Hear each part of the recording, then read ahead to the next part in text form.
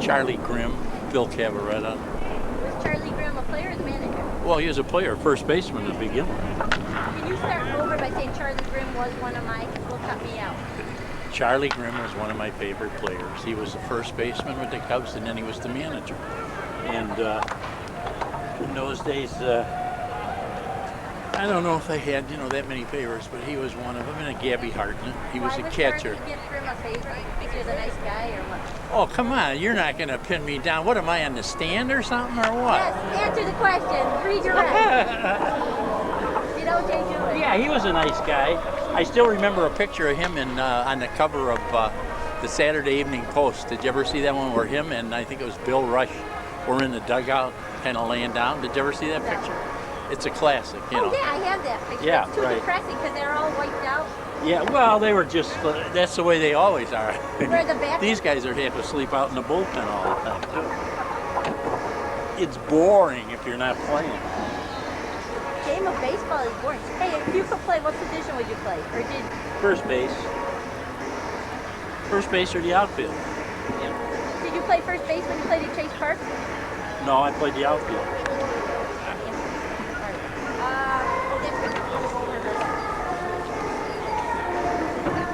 Where's all that 40 group that was here last time? That was the 40. What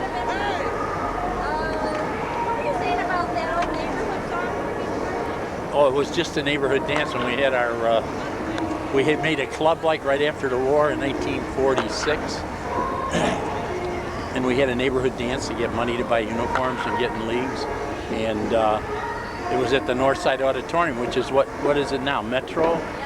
And it was the Northside Auditorium, and we rented it and had our neighborhood dance. And the big song that year was, it was just a neighborhood dance.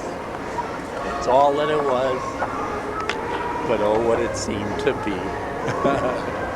And that was the big song. And it just had a nice feeling at that time. Here's In Memory of Tommy. This must be a kid that got hit one time with the ball. Or with the bat. I think they let a bat go and hit him. When did that happen? A few years ago. What do you think of Ernie Banks? Great, yeah. He was one of the true guys that liked to play ball and enjoyed it and was good to the fans, and he always did his best.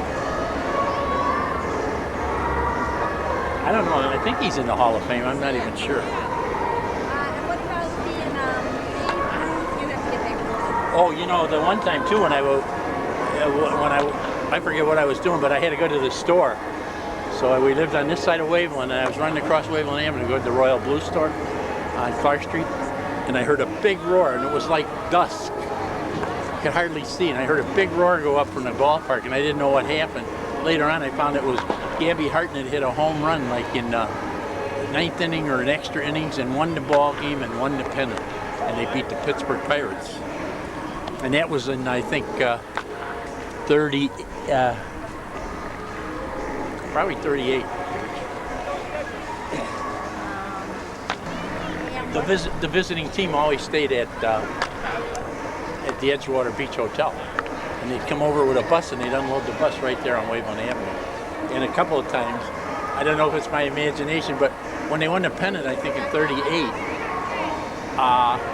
I thought I saw the bus unload with Babe Ruth and DiMaggio. I don't even know for sure if Babe Ruth was playing them, but in my mind I can remember seeing, I saw DiMaggio and Gehrig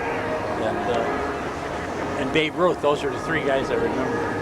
What do you think of the 69 Cubs? Terrible. That was the most disappointing time I think I ever spent in sports. Wait, could you say what was the most that will cut me out? It was the most disappointing time I think I ever had with the Cubs was when they blew the pennant. I kept saying every day, no, it can't be happening, it can't be happening. And they blew it.